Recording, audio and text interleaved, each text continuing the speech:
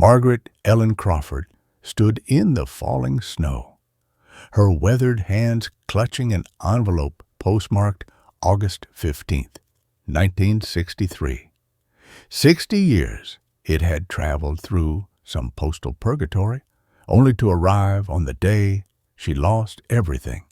Behind her, the Victorian house on Maple Street, her sanctuary, her prison, her last connection to the life she'd built on lies, awaited the demolition crew. 24 hours. That's all the sheriff had given her to vacate. The letter bore handwriting she'd recognize in her grave. James William Bradford, her first love, her only love.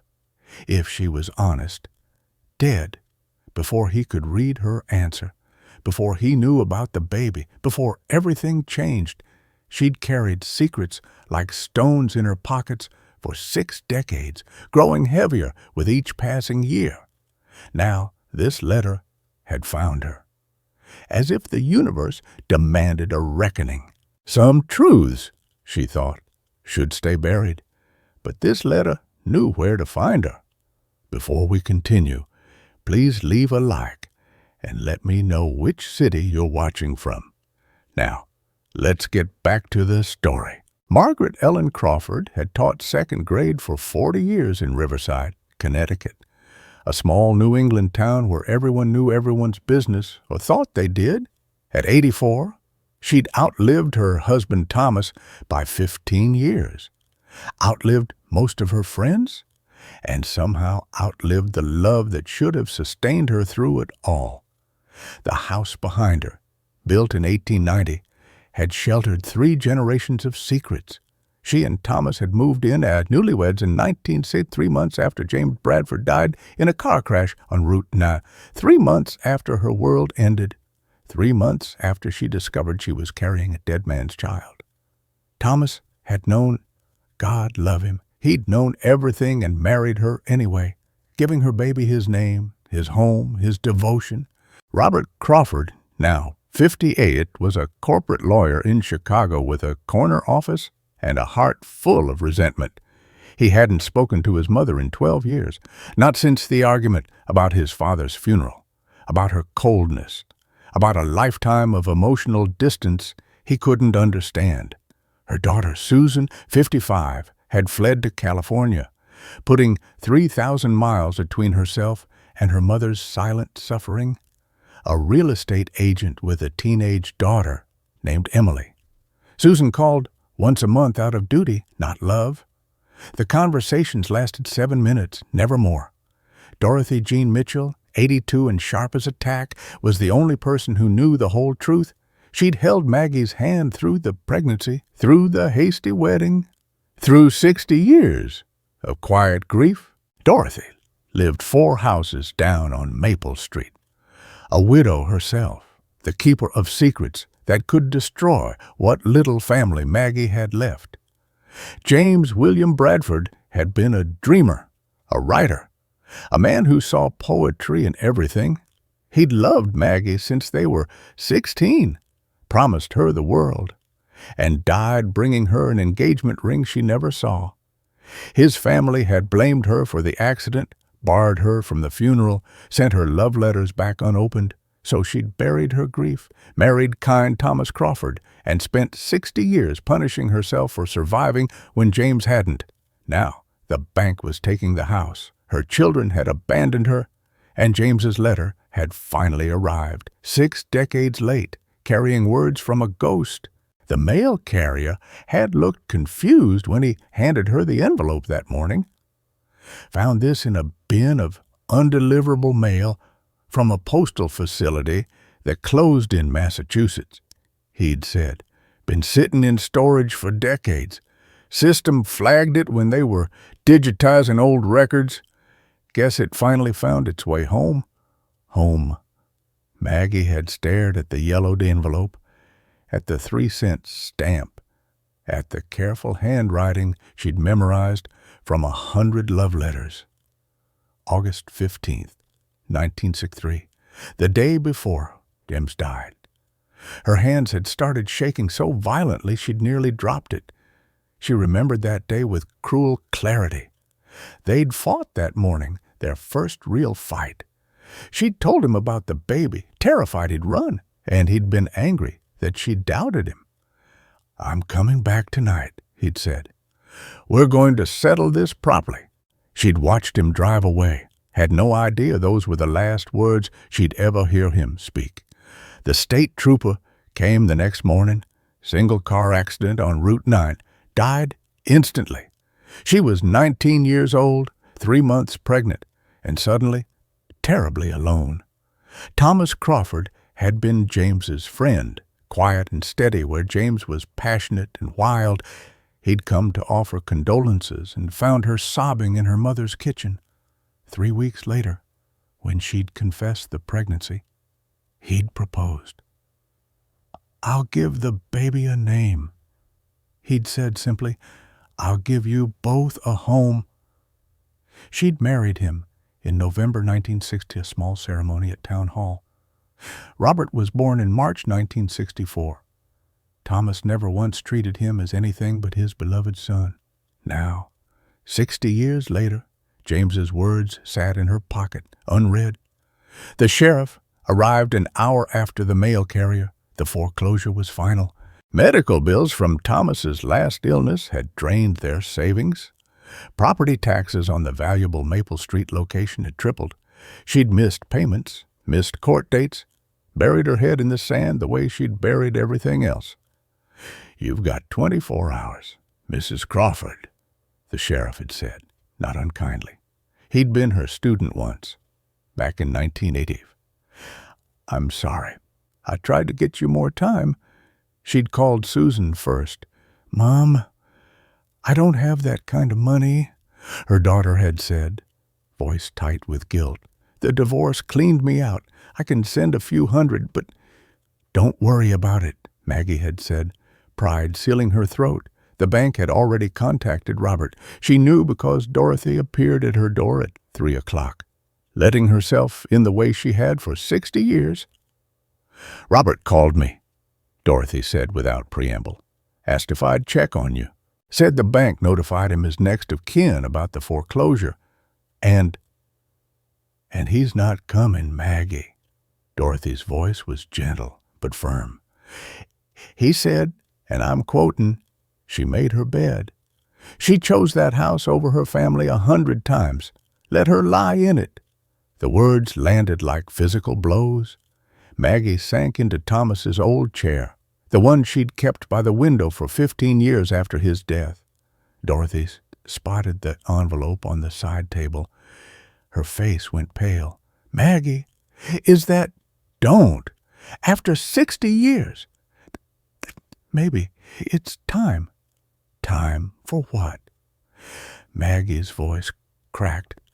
"To read words from a dead man. To torture myself with what might have been. I've spent 6 decades doing that already. Dorothy, I don't need his letter to remind me." "Maybe it's not about reminding you. Maybe it's about releasing you." Maggie shoved the letter into her apron pocket. "I'm going to pack. The county senior facility has a room available. I can move my essentials tomorrow." "You're running again," Dorothy said quietly, "just like you did in 1960. Something hurts. So you bury it and pretend it never happened." "I didn't have a choice then. You have one now. Read the letter. Maggie, call your children, Paul. Let someone help you for once in your stubborn life." But Maggie was already walking toward the stairs, toward 60 years of accumulated life that had to be sorted, packed, abandoned. Dorothy's words followed her up the steps, but she didn't turn around. By evening, Dorothy had gone home. The house settled into silence. Maggie sat alone in the kitchen, where she'd fed her children thousands of meals, where Thomas had read the morning paper, where she'd hidden her grief behind coffee cups and small talk. The letter in her pocket felt like it was burning through the fabric. Some doors, she thought, should stay closed. Susan arrived at 7 the next morning. 16 hours after the letter had found its way to Maggie's door, she hadn't called ahead. She simply appeared on the porch with her 16-year-old daughter, Emily, both carrying overnight bags. "We took the red-eye from San Francisco," Susan said when Maggie opened the door. Her eyes were red-rimmed, whether from crying or exhaustion. Maggie couldn't tell. "Emily has winter break. We're here to help you pack." Maggie wanted to refuse, wanted to send them away, wanted to preserve what little dignity she had left. But Emily was already inside, staring around the house with wide eyes. "Mom, this place is amazing," the girl said. "You never told me it was so beautiful." "It's just a house," Susan said tersely. "It's my home," Maggie corrected, and there it was, the familiar wool battle line drawn between them. They worked in tense silence for an hour, packing books and kitchenware into boxes the bank had grudgingly provided. Then Susan found the real estate appraisal tucked into a drawer. $2.8 million, she read aloud. "Mom, do you understand what this means? You're sitting on a fortune while living in poverty. The property taxes alone—" "I know what the taxes are. Then why wouldn't you sell? Why choose this house over security, over your family?" "This house is my family," Maggie snapped. "Every room holds a memory. Your first steps were in that hallway. Robert learned to read at that window seat. Your father died in the bedroom upstairs. Memories of what?" Susan's voice rose. "A marriage you settled for, a life you never wanted." The slap came before Maggie could stop herself. Her palm connected with Susan's cheek, the crack echoing through the empty rooms. Susan touched her face, tears spilling over. "He knew, didn't he? Dad knew he wasn't your first choice. He knew you were always looking past him, looking for someone else. Your father was a saint, and you were a martyr. Do you know what that's like, Mom? Growing up with a mother who was physically present but emotionally gone. You were always somewhere else, always thinking about someone else. That's not fair, isn't it?"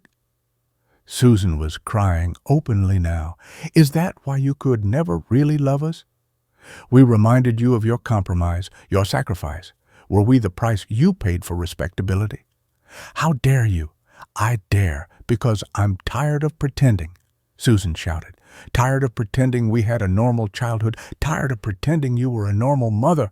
You fed us, clothed us, taught us our manners. But you never let us in, never let us know you. And we've spent our whole lives wondering what we did wrong." Upstairs, floorboards creaked. They'd forgotten about Emily. The teenager appeared at the top of the stairs, carrying a dusty shoebox. Her young face troubled. "Grandma, I found this in the attic. There are pictures." She descended slowly, holding the box like it might explode. When she reached the bottom, she opened it, revealing photographs Maggie thought she'd hidden decades ago. James, young and handsome and full of life. James with his arm around a laughing Maggie, both of them impossibly young. James at a typewriter, James in front of a lake, James everywhere, and underneath the photographs, a newspaper clipping, "Local writer dies in Route 9 crash." August 16, 1963. Emily pulled out one more photograph, her hands trembling. A young Maggie, visibly pregnant, standing in front of this very house. The date scrawled on the back, November 1963. The girl looked up at her grandmother, then at her mother, then back at the photograph. "Grandma?" "I'm good at math. Uncle Robert was born in March 1906. This picture is from November 1903. That's only 4 months before." The silence was deafening. Susan took the photograph, studied it, studied the dates on the newspaper clipping. Her face went white. "Mother, is Robert—" Maggie couldn't speak. Her throat had closed completely. "Is Robert Dad's son?" Susan's voice was barely a whisper. The silence was answer enough. "Oh, my God!" Susan sank onto the stairs. "Does Robert know?" "No one knows," Maggie managed. "Thomas knew I was pregnant when he married me. He knew the baby was James's. He married me anyway. He gave Robert his name, his love. Thomas was Robert's father in every way that mattered." "Except biology," Susan said bitterly. "Except truth. I was 19 years old, pregnant and unmarried in Nickel. Do you have any idea what that meant? I would have been destroyed. The baby would have been labeled illegitimate. James's family hated me, blamed me for his death. They would have taken the baby, or I would have been sent away to one of those homes. Thomas saved us." Emily spoke up, her young voice cutting through the tension. "Did Grandpa Thomas know the truth about everything?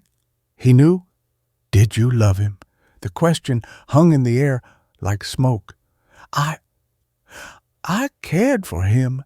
I respected him. I tried to, but you didn't love him," Emily finished. "Not the way you loved James." Maggie's eyes filled with tears. "No, not the same way." The front door opened. Dorothy let herself in, took one look at the scene, the photographs scattered on the floor, the 3 generations of women in various states of distress, and closed her eyes. "You found out," she said simply. "You knew." Susan turned on her. "You've known all these years." "I helped hide the pregnancy," Dorothy admitted. "I helped Maggie and Thomas keep the secret. It was a different time. Susan, you can't judge by today's standards. I can judge a lie that's poisoned 3 generations.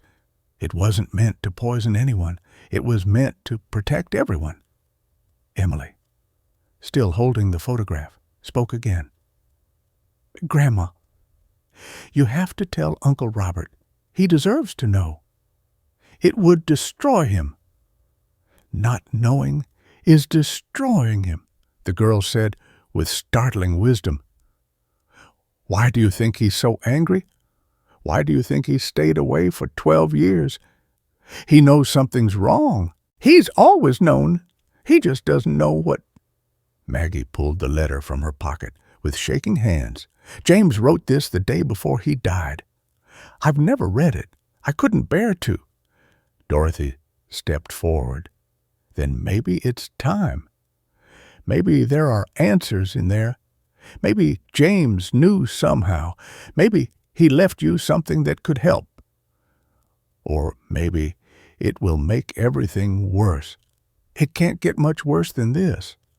"Mom," Susan said quietly, but Maggie shoved the letter back in her pocket.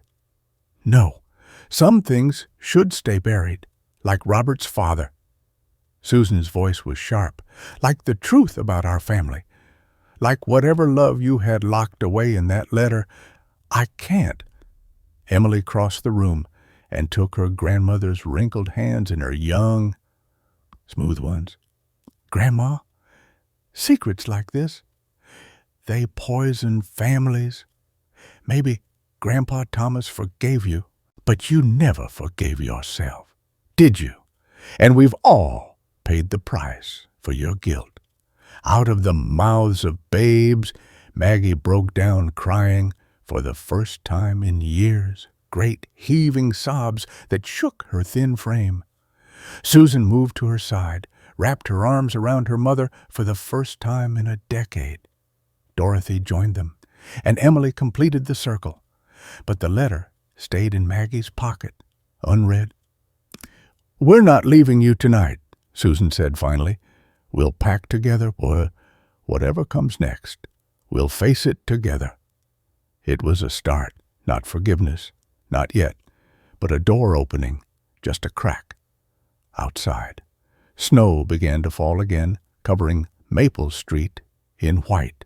They worked through the day in fractured harmony. 3 generations of women moving through rooms thick with ghosts. The deadline loomed. 24 hours had become 18, then 12. Every packed box felt like a small surrender. The bedroom. Susan and Maggie tackled the master bedroom as afternoon light slanted through the windows, the bed where Thomas had died, where he'd slept beside a wife who dreamed of another man. Susan stripped the linen silently while Maggie emptied the drawers. In the nightstand, beneath reading glasses and bookmarks, Susan found a leather journal, Thomas's handwriting on the cover, private thoughts. Shh. "Mom," Susan said softly, "did you know about this?" Maggie looked up, saw the journal, and went pale. "I never looked in his things. It felt like a violation. Can I read it?" After a long moment, Maggie nodded. Susan opened to the first entry, dated November 10th, 1963. Her voice shook as she read aloud. "I married Margaret Ellen today. I know she loves another. I know the child she carries isn't mine, but I love her enough for both of us. Maybe someday she'll love me too. Maybe that's enough." Maggie sat heavily on the stripped bed, tears streaming silently. Susan turned to pages, reading entries that cataloged quiet heartbreak and enduring devotion. "Robert smiled at me today. He has my name, but another man's eyes. I'll love him as my own. He'll never know the difference." And later, "Margaret was distant again tonight. I wonder if she's thinking of him. I wonder if she'll ever think of me that way." The entries spanned decades. 10 years married. She's a good wife, a good mother, but she's not fully here. Part of her died with him. I've made peace with loving a woman who's half ghost. The final entry was dated March 2008, 2 weeks before Thomas died. Susan's voice broke as she read, 50 years, she never loved me the way she loved him. But she gave me a good life. 2 beautiful children, a home full of memories. I hope I gave her peace. I hope wherever he is. James knows I took care of her. I kept her safe. That's what love does, it protects, even when it's not returned." Maggie collapsed forward, sobbing. "He deserved better than me. He deserved someone who could love him completely. He deserved the whole heart I couldn't give him." Susan set the journal down and held her mother. "He chose you, Mom. That was his decision. He knew what he was getting, and he chose it anyway. That's his love story, not his tragedy. But Robert deserves the truth. Yes, he does." They packed Thomas's clothes in silence, each item a reminder of the quiet man who'd loved them all without condition. The living room, Emily's perspective. Emily had claimed the living room as her territory, making careful lists on her phone of everything they found. She live-streamed parts of the process to her friends back in California, narrating like a documentarian. "This house has been in my family since 1960, she told her phone camera. "My great-grandmother is losing it tomorrow. We're trying to save 60 years of memories in cardboard boxes." In a corner cabinet, she discovered awards and framed certificates. Outstanding educator, teacher of the year, 1982 dated photographs of Maggie with hundreds of children over the decades. A box yielded treasure letters, dozens of them, hundreds, maybe. "Dear Mrs. Crawford, I wanted to write and tell you that I'm now a teacher myself. Because of you. You saw something in me when I was 8 years old that no one else did. Mrs. Crawford, I graduated from law school last week. Remember when you told me I was smart enough to do anything? I finally believed you. You saved my life. My home was chaos, but your classroom was peace. Thank you for being the adult who noticed."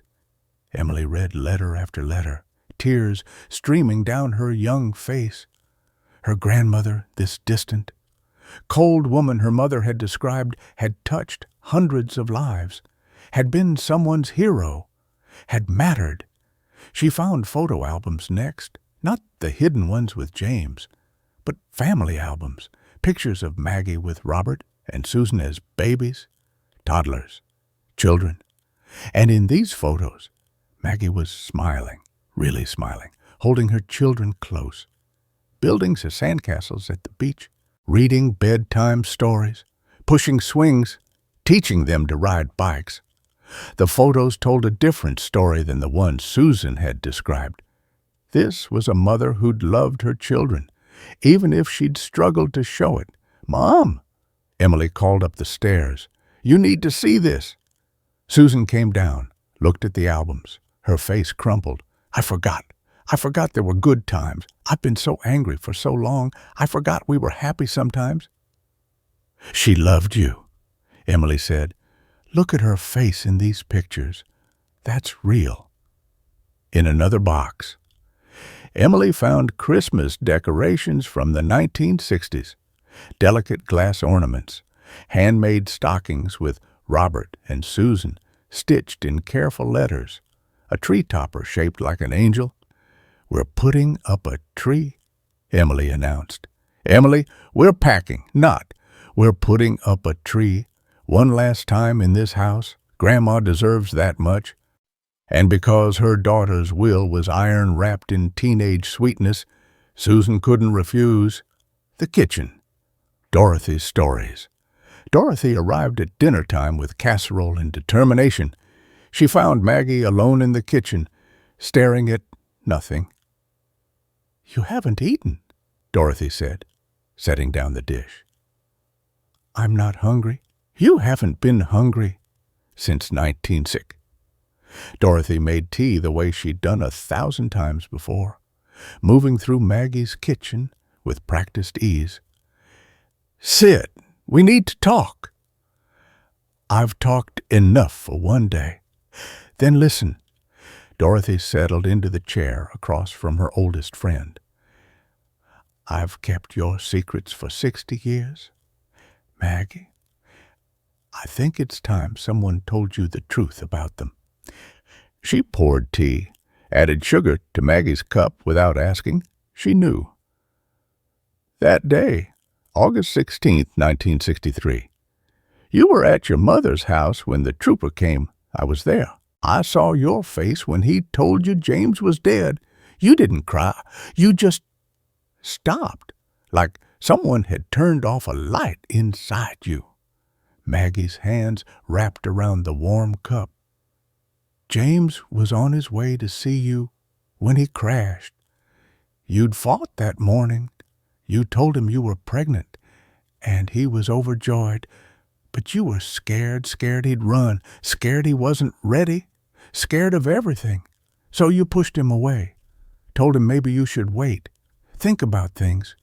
He was furious that you doubted him.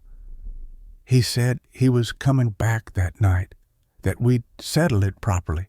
He was bringing you an engagement ring," Dorothy said softly. "He'd shown it to me the week before.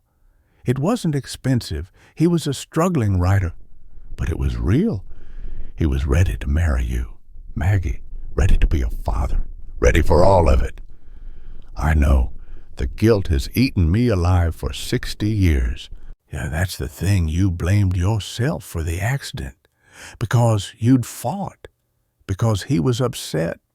Because you doubted him. You decided you'd killed him with your fear." Maggie's tears fell into her tea. "But James's family blamed you too." Dorothy continued. "They said you distracted him, said he was too upset to drive safely. They refused to let you come to the funeral, sent back every letter you wrote. They wanted nothing to do with you or the baby. They said I'd ruined their son's life. They were wrong and cruel, but you believed them because you wanted to be punished."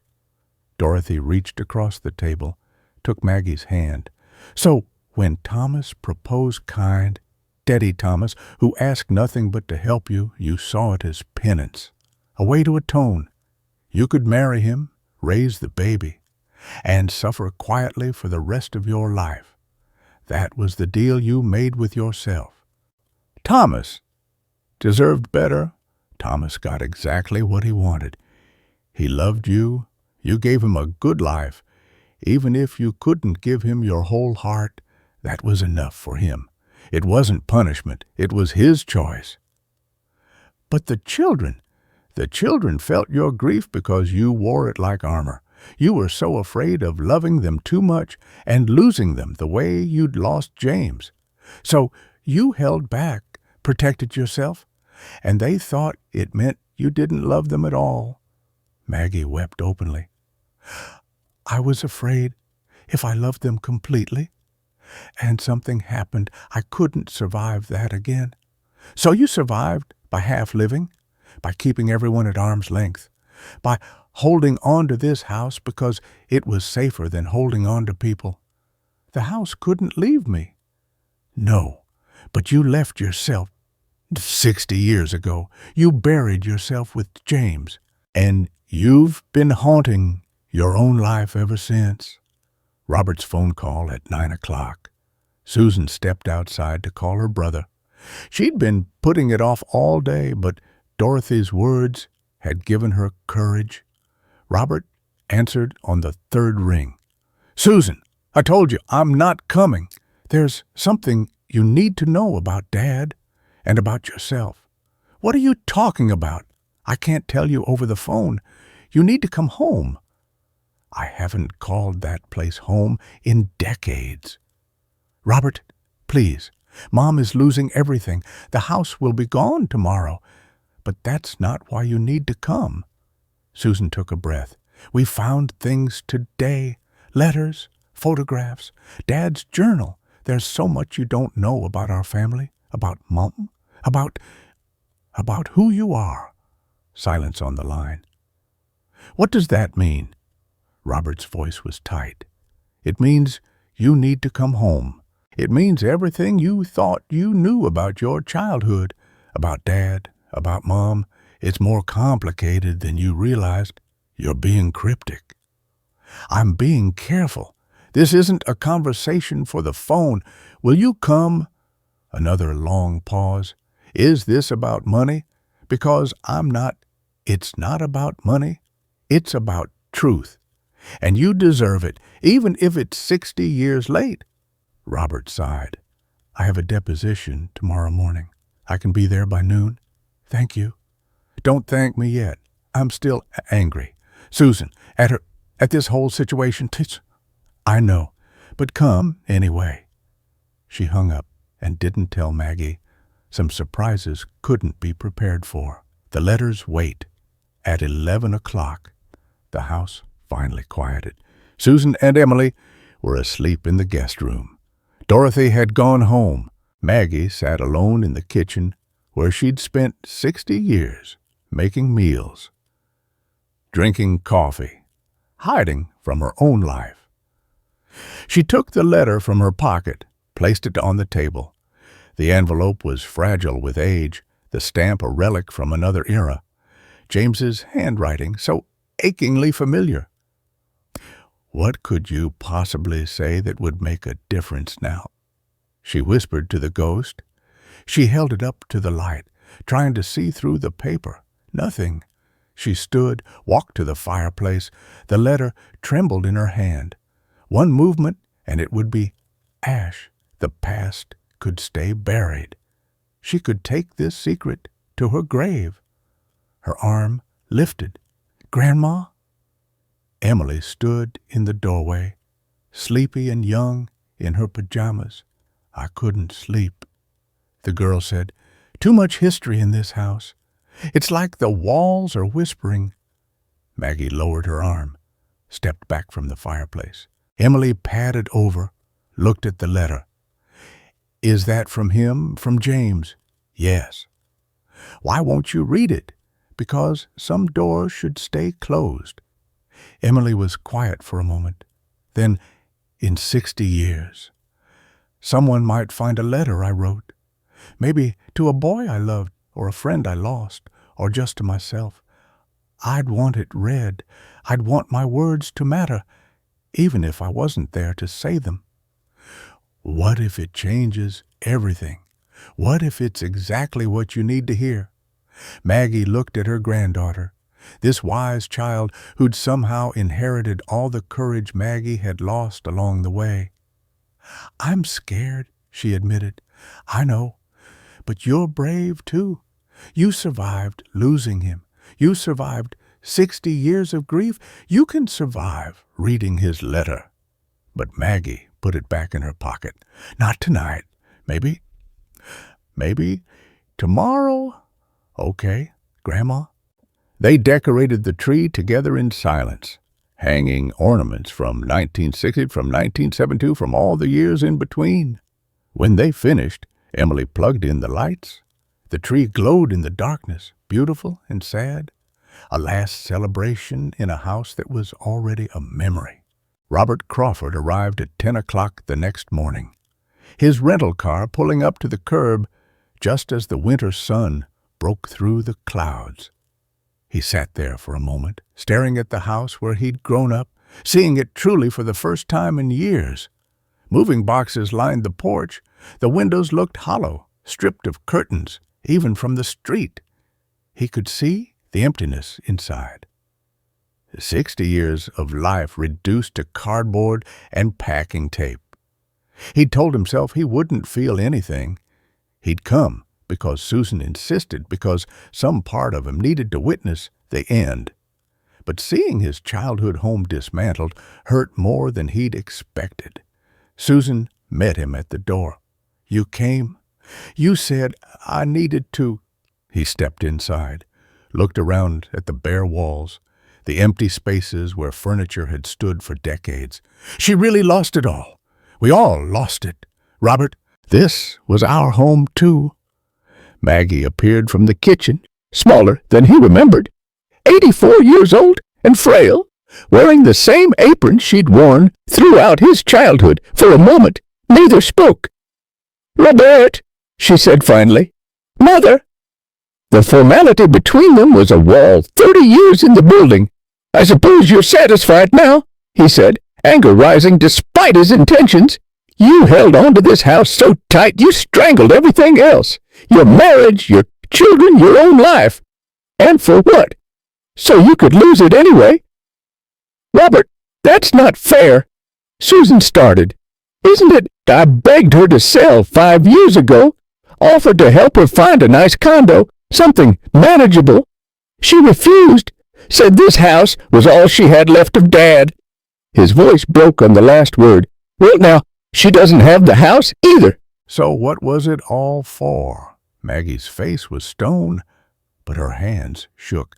"You wouldn't understand. Try me.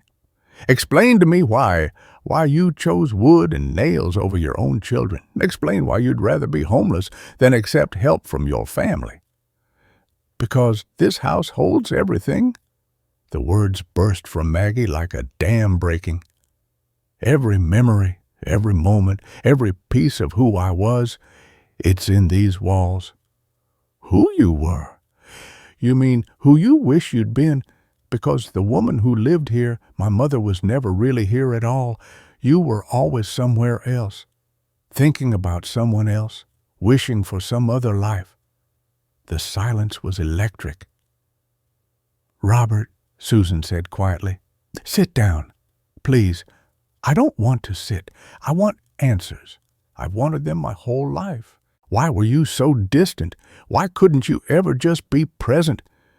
Why did it always feel like you were looking through us instead of at us?" Emily appeared on the stairs, holding the shoebox. "Uncle Robert, there's something you need to see." Emily, not now." "Now," the girl said firmly. She descended and placed the box in his hands. Robert opened it, saw the photographs. A young woman who looked like his mother, but wasn't. This woman was radiant, alive, laughing, and the man beside her, arm around her shoulders, looking at her like she hung the moon. "Who is this?" "James William Bradford," Susan said. "Mom's first love. He died in August 1960. Robert stared at the images. The man had dark hair, strong features, intense eyes. Something about him was familiar in a way that made Robert's skin prickle. Emily handed him the newspaper clipping. He died in a car accident, August 16th, 1963. Then the photograph, his mother, visibly pregnant, standing in front of this house. November 1960. Robert looked at the date, looked at his mother, back at the date. The math assembled itself in his brain with horrible clarity. "No, he said. "Robert," Maggie started. "No, you're not saying what I think you're saying." Susan's face was wet with tears. "Mom and James were together. She got pregnant. He died before they could marry. Dad married her 3 months later and gave you his name." Robert dropped the box. Photographs scattered across the floor. "You're lying." "I'm not." He turned to Maggie, searching her face for denial, found only confirmation in her eyes. "Dad wasn't my father." "Thomas was your father," Maggie said, voice shaking. "He raised you, loved you, chose you. He was your father in every way that mattered. But biologically," Robert couldn't finish the sentence. "Biologically, James was, but he died never knowing about you, never knowing I was pregnant. He died on his way to propose to me, Robert, on his way to start our life together." Robert staggered backward, hit the wall. "My whole life is a lie. Your whole life was loved by a man who didn't have to love you." Maggie's voice rose. "Thomas knew the truth and married me anyway. He gave you his name, his home, everything he had. He loved you as his own son, because that's what you were. But I wasn't. I was another man's bastard that he took pity on. Don't you dare." Maggie stepped forward, fury in her eyes. "Don't you dare diminish what your father did. It took more courage, more love, more strength than you could possibly understand. He saved us both. He gave us everything. Is this why you were always so distant?" Robert's anger was turning to anguish. "Did I remind you of him? Could you not look at me without seeing the man you really loved?" The question landed like a physical blow. "Answer me. Is that why you could never really love me? Because every time you looked at me, you saw your dead boyfriend instead of your son? I was afraid." Maggie whispered. "Of what? Of loving you too much and losing you too, like I lost him." The confession hung in the air between them. Susan spoke up, her voice thick with emotion. "So you pushed us away to protect yourself, and we paid the price. We grew up thinking we weren't good enough, weren't lovable enough, weren't worthy of your attention, when the truth was you were just too scared to let us in." "I'm sorry. Sorry doesn't give me back my childhood," Robert shouted.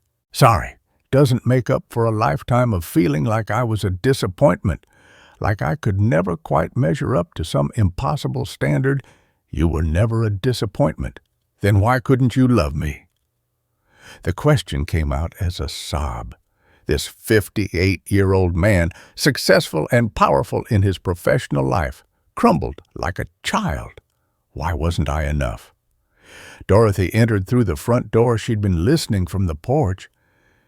Because she couldn't forgive herself for surviving when James didn't, for being pregnant, for needing help, for accepting Thomas's proposal, for building a life when the man she loved was dead.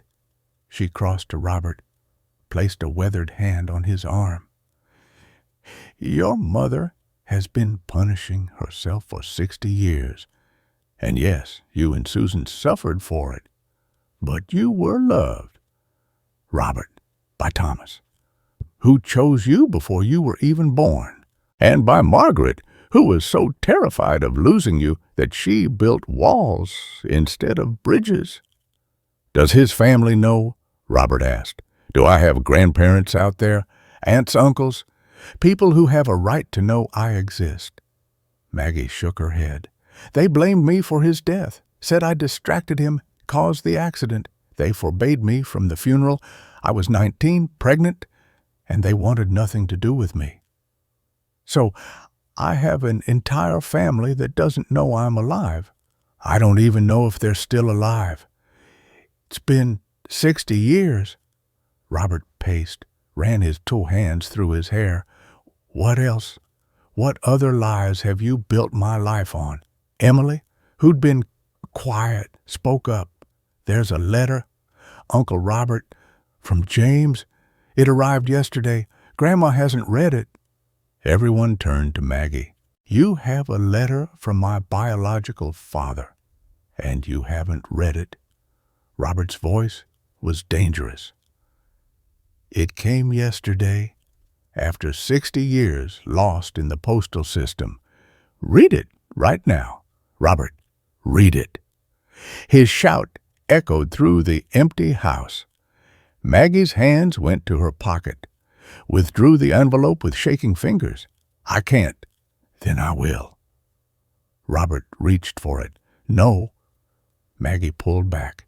This is private. This is between me and the man who's my father. I think I have a right to know what he wrote. Susan stepped between them. Everyone sit down, please. We're tearing each other apart, and that's not what any of us needs right now. Emily brought chairs from the kitchen. They sat in a circle in the empty living room, the Christmas tree they'd decorated the night before, watching over them like a guardian. Dorothy took Maggie's hand. It's time, dear. Let him speak to you. Let him speak to all of you. With trembling fingers, Maggie opened the envelope. The paper inside was fragile, yellowed with age. She unfolded it carefully, her eyes scanning the words she'd avoided for 60 years. Tears began falling before she finished the first paragraph. Out loud, Mom, Susan said gently. Please.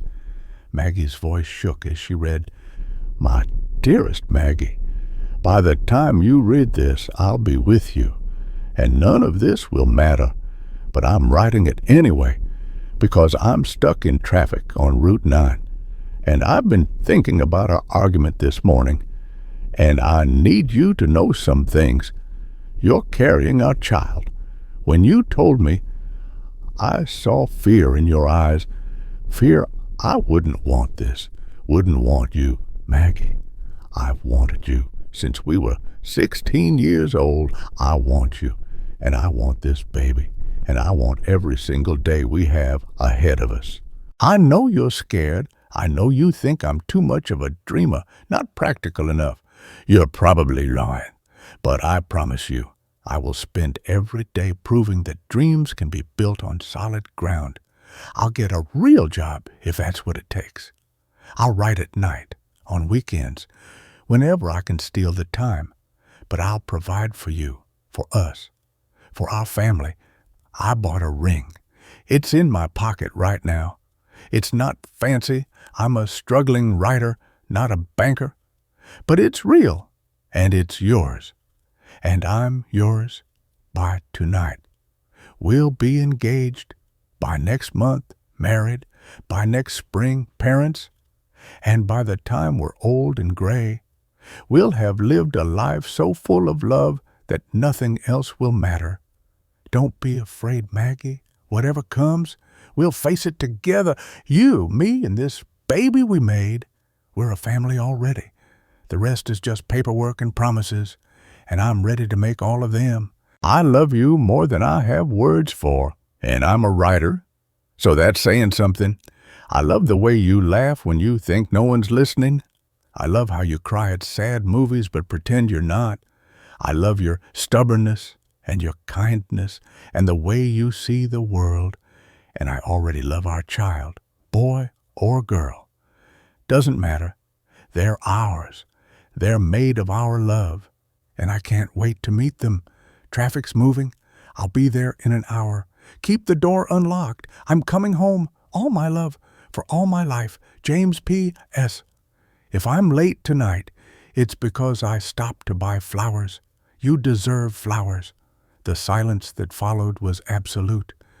Robert sat frozen, the letter's words painting a picture of a man he'd never known. A father who'd wanted him, who'd been thrilled about his existence, who'd died on his way to propose, to make things right, to start a family. Maggie was sobbing. "He wanted us. He wanted you, Robert. He was coming to make it right, and he never got there. He died happy, thinking we had a future." Susan was crying, too. Emily had her arms around her mother. Robert stood abruptly, walked to the window, his back to everyone. His shoulders shook. When he spoke, his voice was broken. "He wanted me. Before I was born, before I was anything, he wanted me." "Yes," Maggie whispered. "And you've spent 60 years punishing yourself for surviving, for being pregnant, for needing help when he died." I blamed myself for his death. If we hadn't fought, if I hadn't doubted him, if I'd just believed it was a car accident, Mom— Robert turned, tears streaming down his face. "Just an accident. Not your fault. Not anyone's fault." His family said his family was wrong, and you let their grief and anger become yours. You've carried it for 6 decades. He crossed to her, knelt in front of her chair. "Did Thomas know about how much you loved James? He knew, and he married you anyway. He said love was a choice, and he chose to love me, even knowing I couldn't fully love him back." Robert picked up Thomas's journal from the coffee table, the one Susan had read aloud the day before. He opened to a random page, read solemnly, then another and another. "He loved me," Robert said finally, "not out of obligation, not out of pity. He genuinely loved being my father." "He did," Maggie said. "You were his greatest joy. Then I had 2 fathers, one who gave me life and wanted me, another who gave me a life and chose me." Robert's voice cracked. "And I've spent 12 years being angry at you when I should have been grateful for them both." The dam broke.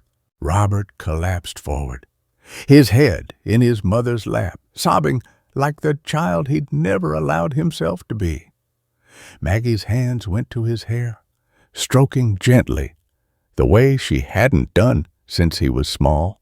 Susan joined them, then Emily, then Dorothy. 5 people holding each other in an empty house. 60 years of secrets finally laid bare. Grief and love and forgiveness, bleeding together until you couldn't tell where one ended and another began. Outside, the demolition crew was arriving, setting up equipment, preparing to tear down the house. But inside, something else was being built. The demolition crew arrived at 8 o'clock sharp, their trucks rumbling down Maple Street like mechanical invaders. The foreman knocked on the door while his crew began unloading equipment, sledgehammers, crowbars, industrial saws. A woman in an expensive suit emerged from a black sedan. She carried a briefcase and wore the expression of someone who'd done this 100 times before. "Margaret Crawford?" she asked, not waiting for an answer. "I'm Andrea Stevenson, representing Maple Street Development Corporation. We're the new property owners. You have 2 hours to remove any remaining personal items. After that, we begin demolition preparation. 2 hours." Susan stood. "That's not enough time. The eviction notice gave you 30 days. You missed your court date. You were granted an additional 24 hours yesterday. The contract is clear. This property was sold at auction 3 weeks ago. We've been more than patient." Robert stepped forward, his lawyer's instincts kicking in despite his emotional rawness. "My mother is 84 years old. She's lived here for 60 years. Surely you can extend—" "Mr. Crawford, is it? Your firm does corporate litigation, correct? Then you understand binding contracts. The demolition crew is on a schedule. Every day of delay costs money." Andrea's voice was professional ice. 2 hours. I suggest you use them wisely. You can't just— "I can, and I will. If you're not out by 10 o'clock, I'll have the sheriff remove you forcibly." Robert's hands clenched into fists. "This is someone's home, someone's life. This is a valuable property in a prime location. Sentimental attachment doesn't appear on balance sheets. Andrea turned to the foreman. Start setting up. If they're not out by 10, you have permission to work around them. Robert took a step toward her, fury darkening his face. Susan grabbed his arm. Robert, don't, it won't help. She's treating Mom like trash being swept out. And if you assault her, you'll be arrested. Is that what you want? The foreman was already directing his crew to position equipment on the lawn. The noise was deafening: diesel engines, metal clanging, men shouting instructions. Dorothy appeared at Maggie's side. Come on, dear, let's get the last of your things. They moved through the house like people in a nightmare, grabbing items with increasing desperation. The clock was a guillotine blade, dropping with each passing minute. The baby book. Robert found himself in his old bedroom, now empty except for boxes. In one, he discovered a blue cloth book, its cover worn soft with handling. Robert's first year, written in Thomas's careful script. He opened it, every page documented in meticulous detail. First smile, October 3rd, next year, smiled at me during diaper change. My heart could burst. And later, first steps, November 12th, walked straight into my arms. I caught him. I'll always catch him. The entries continued. First word, Dada. I cried. First day of school, I walked him to the classroom. He was so brave. I was terrified. My boy is growing up. There were photographs glued to pages. Robert as a baby in Thomas's arms, Thomas's face radiating pure joy. Robert as a toddler on Thomas's shoulders. Robert at 7 helping Thomas in the garden. Every single page was filled with love, not obligation, not duty. Love. He really did love me, Robert whispered, clutching the book to his chest. Susan found him there, tears streaming down his face. We need to keep moving. We're running out of time. I know. I need a minute. We don't have minutes, Robert. Outside, the sound of heavy machinery grew louder. The community gathers. Emily had posted about the eviction on social media the night before. By 9 o'clock, people began arriving. A woman in her 40s approached the house carrying flowers. Mrs. Crawford, I'm Jennifer Martinez. You taught me second grade in 1987. I heard you were losing your home. Then another and another. Former students, now adults with children of their own, emerging from the cold morning like ghosts of Christmas past. You helped me learn to read when everyone else had given up on me. You called my parents when you noticed bruises. You saved my life. You stayed after school every day for a month to tutor me. I'm a teacher now because of you. They brought flowers, food, memories. Someone set up a folding table on the lawn with coffee and donuts. Someone else hung a banner, "Thank you, Mrs. Crawford." The crowd grew. 20 people, 30, 50. Andrea Stevenson tried to disperse them. This is private property. You're trespassing. We're on the public sidewalk, Jennifer said firmly. We have a right to be here. The local news arrived, cameras rolling. A reporter approached Maggie. Mrs. de Crawford, can you tell us what this house means to you? But Maggie couldn't speak. She could only watch as her past assembled itself on the lawn, all the lives she'd touched, all the children she'd saved, all the difference she'd made while drowning in her own grief.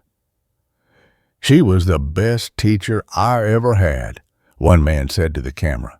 She saw potential in every kid, even the ones nobody else believed in.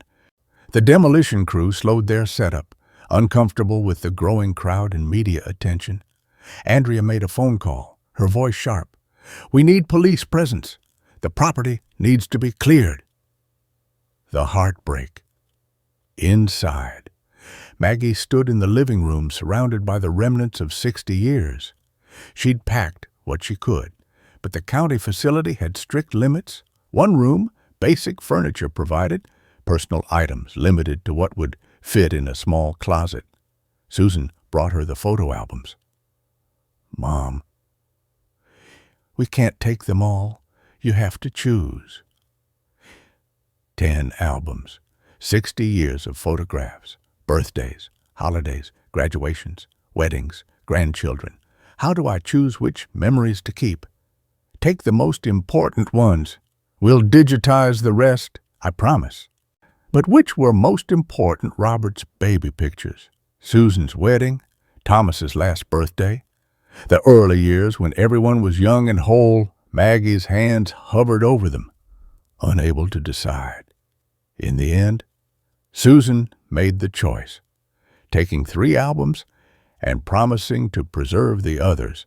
The piano movers arrived. Maggie had sold it to a music school for $300, enough to pay for 1 month's food. They wheeled out the instrument Thomas had bought her 40 years ago on their 20th anniversary. "You always wanted to learn," he'd said. "Now you can." She'd taken lessons for 2 years, played simple songs in the evening while he read the newspaper, not well, but joyfully. It was one of the few times she'd allowed herself to be happy. Now 4 strangers wheeled it down the front walk, loaded it onto a truck, and drove away. Next went the kitchen table, the one where they'd eaten thousands of meals, where Robert had done his homework, where Susan had learned to bake. A young couple had bought it for $50. Dorothy's voice cracked as she helped pack the last kitchen items. "Maybe we should stop watching. It's too much." But Maggie couldn't look away. Each piece that left was a small death. The couch where Thomas had held her during thunderstorms, the bookshelf he'd built by hand, the rocking chair where she'd nursed both babies. Strangers carried away her life, piece by piece, while she stood helpless. The second revelation. Emily was helping pack James's letter carefully when she noticed the envelope again. "Grandma, there's something else in here." She pulled out a small, folded newspaper clipping. It had been pressed flat against the back of the envelope. Easy to miss. The clipping was a wedding announcement. Patricia Ann Morrison to wed Charles David Fletcher. September 14th, on the back, in James's handwriting. "This will be us soon, I promise. I'm making it official. I bought the ring today. By the time you read this, you'll be wearing it. I love you forever. J." The date, August 15th, 1963. The day he wrote the letter, the day before he died. He'd been planning their future in his final hours, cutting out wedding announcements like a giddy fiancé, buying a ring, making promises he'd never get to keep. Maggie took the clipping with shaking hands. He was so happy, so ready. And I was doubting him, pushing him away, too scared to believe it was real. "Mom, you were 19 and pregnant," Susan said gently. "I wasted 60 years, Maggie whispered. 60 years grieving instead of living. I could have honored his memory by being happy. Instead, I built a monument to guilt and called it love." Robert, still holding his baby book, spoke quietly. "We all wasted time. You with your grief, me with my anger, Susan with her distance. We've been running from each other when we should have been running toward each other." The police arrived at 9:45. 2 officers, apologetic but firm. "Ma'am, we need you to finish clearing the premises. The property owner has the legal right." "I know," Maggie said. "We're almost done. The final goodbye." At 10 o'clock, Maggie walked through the house one last time. The rooms echoed, empty of everything but ghosts. In the master bedroom, "Thomas, I'm sorry I couldn't love you the way you deserved. but I'm grateful you loved me anyway. In Robert's old room, I'm sorry I was too scared to hold you close. You were never a burden. You were always a blessing. In Susan's room, I'm sorry I taught you to hide instead of how to heal. In the kitchen, thank you for sheltering us, for keeping us warm, for witnessing our lives. She placed her hand on the wall, felt the solid wood beneath her palm. I thought if I kept you, I kept them, James and Thomas both. I thought you held my memories. But memories live in hearts, not walls. Her family waited in the living room. Robert, Susan, Emily, Dorothy. The Christmas tree they decorated stood as a final act of defiance, lights twinkling in the empty space. "It's time," Dorothy said softly. Maggie nodded. They filed out, one by one, onto a lawn filled with former students, news cameras, and the machinery of destruction. Andrea checked her watch. "It's past 10. The property is now officially under our control." Robert helped his mother down the steps. She turned to take one last look at the house that had been her prison and her sanctuary. "Goodbye," she whispered. The foreman gave orders. His crew moved forward with their tools. The first blow landed at 10 a.m. The sound of splintering wood echoed down Maple Street like a gunshot. Maggie closed her eyes and let her daughter hold her as 60 years came crashing down. As the demolition crew prepared to strike the first serious blow, a silver Mercedes pulled up to the curb. A woman in her early 60s emerged, well-dressed in a charcoal suit, carrying a leather briefcase. She approached the gathered crowd with purpose, her eyes scanning faces. "Excuse me, I'm looking for Margaret Ellen Crawford." Dorothy stepped forward protectively. "Who's asking? My name is Catherine Bradford. I need to speak with Mrs. Crawford urgently. It's regarding James William Bradford." The name dropped like a stone into still water. Maggie turned slowly, her face pale. "James? I'm his niece. May we speak privately?" Andrea Stevenson interrupted. "Whatever you need to discuss can wait. This property is being cleared." "Actually, it can't wait." Catherine opened her briefcase, withdrew a legal document. "I'm an attorney representing the Bradford Family Trust. I have information that may be relevant to this proceeding." Robert's lawyer instincts engaged. "What kind of information?" "The kind that concerns inheritance, estate matters, and legal heirs. Mrs. Crawford, please, 5 minutes of your time." They moved to the porch, away from the crowd and cameras. Catherine set her briefcase on the railing, her expression grave but kind. "Mrs. Crawford, I've been searching for you for 2 years." "I don't understand." "James William Bradford died in 1960. I'm sure you knew that," said. "Of course I knew. I loved him. What you may not know is that James was a writer, a very good writer. After his death, his family, my grandparents, kept his manuscripts, letters, journals, everything he'd ever written. I knew he wrote. He was always scribbling in notebooks." Catherine smiled softly. "Those notebooks turned out to be extraordinary. 3 years ago, my mother, James's sister, was cleaning out the family home. She found boxes of his work, stories, essays, a partial novel.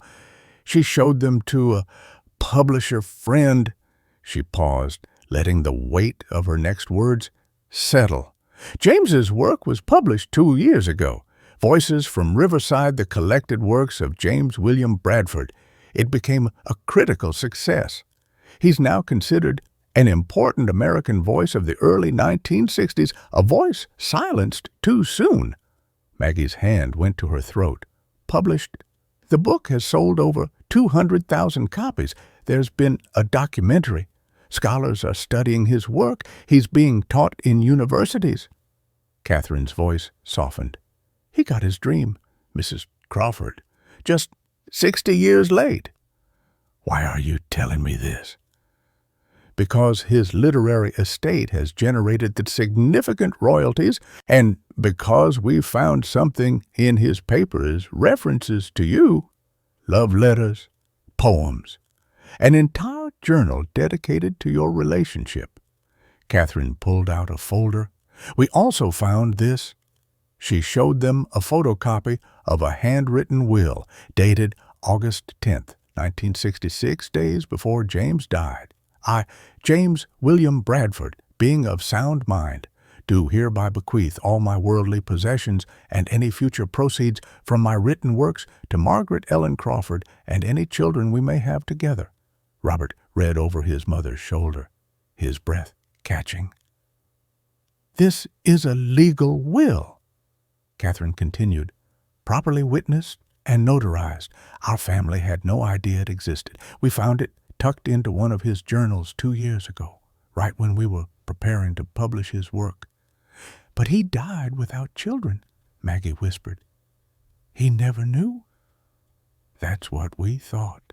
Until we hired an investigator to find you, Catherine looked at Robert, and we found you, Mr. Crawford, or should I say, Mr. Bradford. The silence was a salute. Birth records show Margaret Ellen Murphy married Thomas Crawford in November 1960. Robert Crawford was born March 1960, but hospital records indicate the pregnancy was full term. The timeline suggests conception in June 1960 when James was still alive. Robert's knees went weak. Susan caught his arm.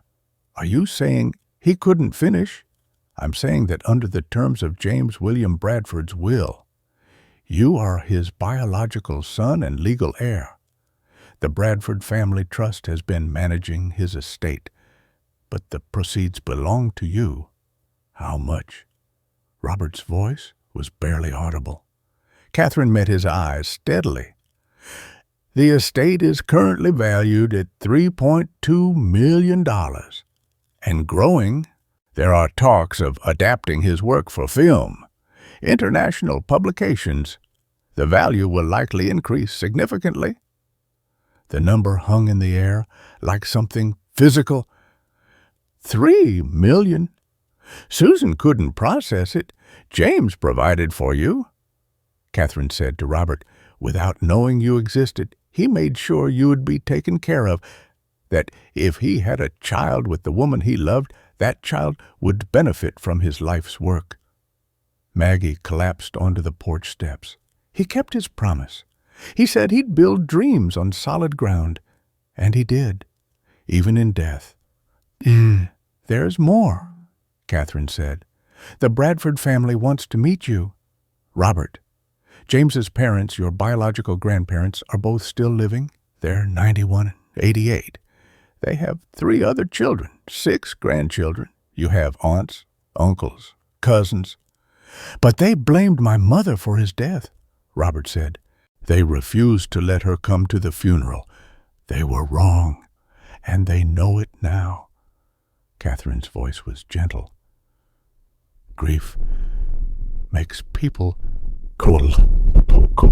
They needed someone to blame, and your mother was there. But they've lived with that guilt for 60 years.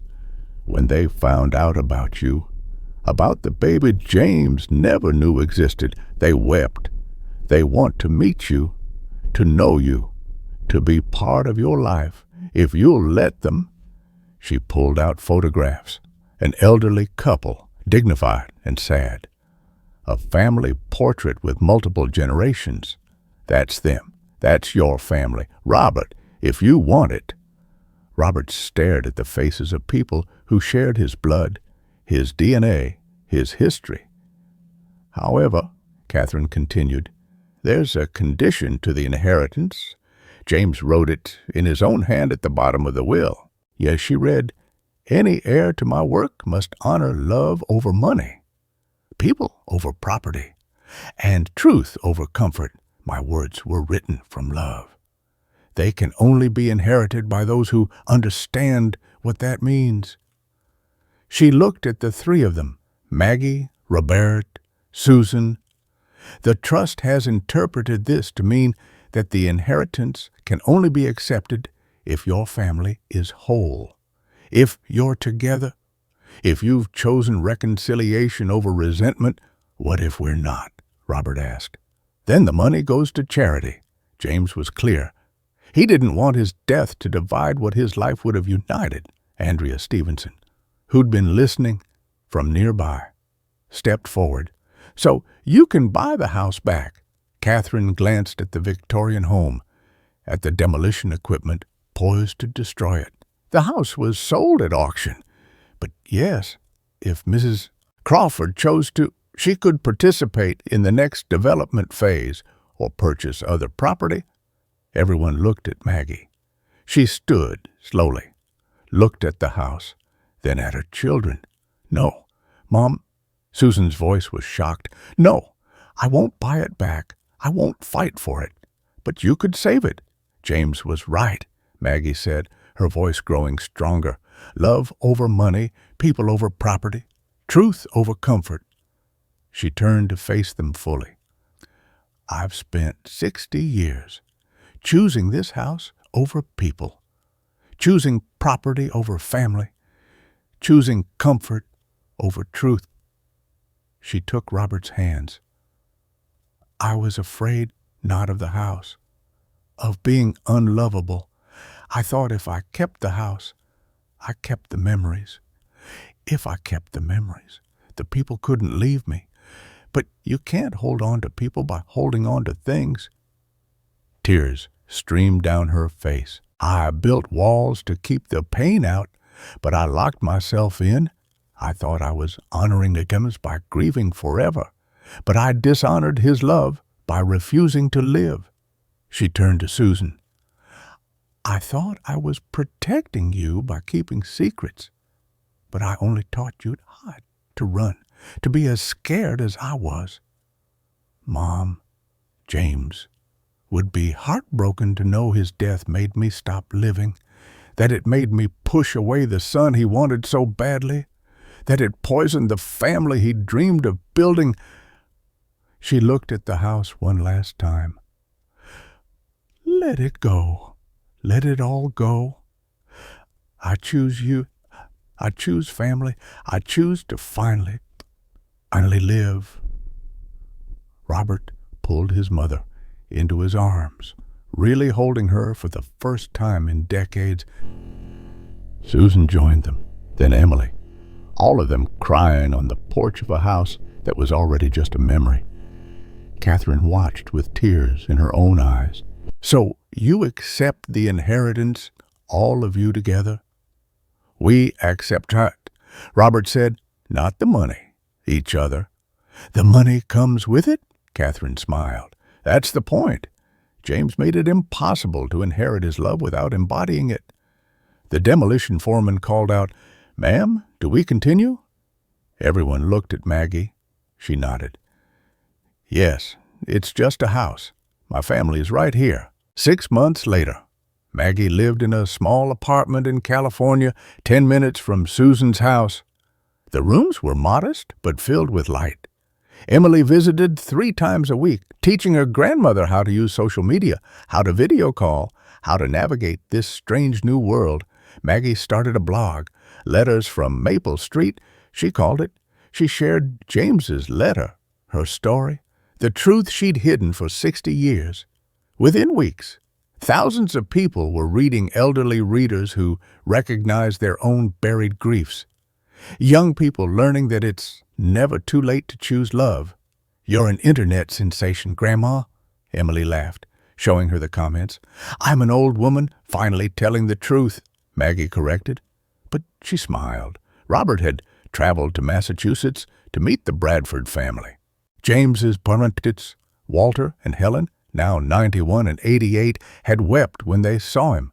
You have his eyes, Helen whispered. Oh, my boy, you have his eyes. They spent hours sharing stories of James as a child, as a young man, as the son they'd lost. Robert saw himself in old photographs, heard his own mannerisms in their descriptions. He would have been so proud of you, Walter said, his weathered hand gripping Robert's. You're everything he hoped to be: successful, strong, good. He'd be bursting with pride. Robert used part of the inheritance to establish a scholarship fund, the Dreamers and Builders Scholarship, honoring both James and Thomas. It supported children of single parents pursuing education. The family held weekly video calls now: Maggie, Robert, Susan, Emily, Dorothy, and various Bradford relatives joining from the East Coast.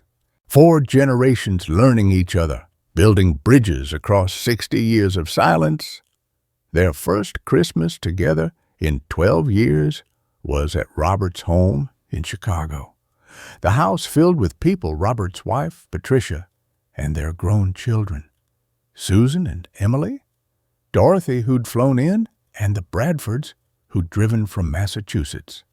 James's letters had been published as a book, Letters from Maple Street, a love story. Thomas's journals were included as a companion piece. 2 men, 1 love. Robert wrote the introduction: I was loved by 2 men who never met. He wrote, one gave me life and wanted me before I drew breath. The other gave me a life and chose me knowing I wasn't his blood. Both gave me everything. Both taught me that love is bigger than biology, stronger than death, and always worth the risk.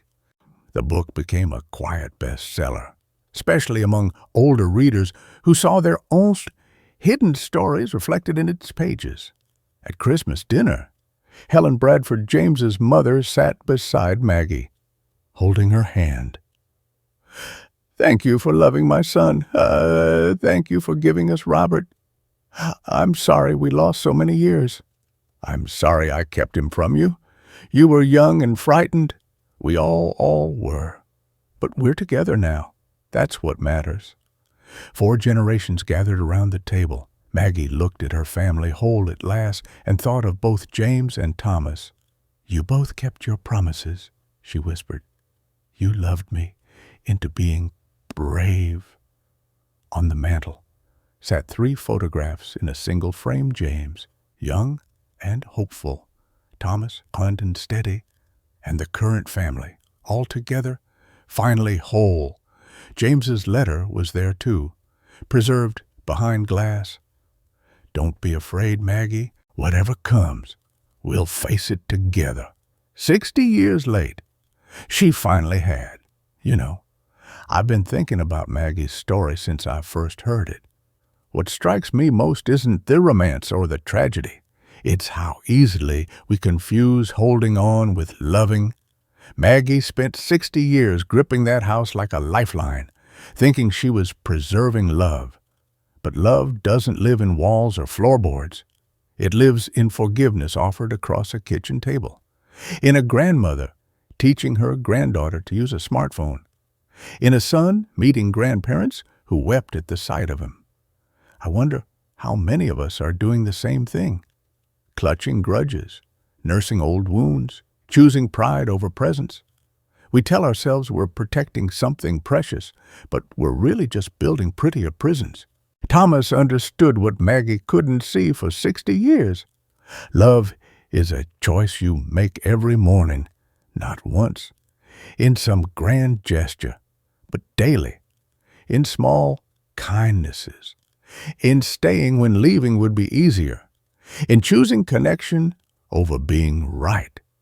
The Bradfords lost 60 years with Robert because grief made them cruel. Maggie lost decades with her children because fear made her distant. But they found each other anyway. It's never too late to choose family, never too late to tell the truth, never too late to come home. That's the gift, isn't it? Not the inheritance, the reconciliation,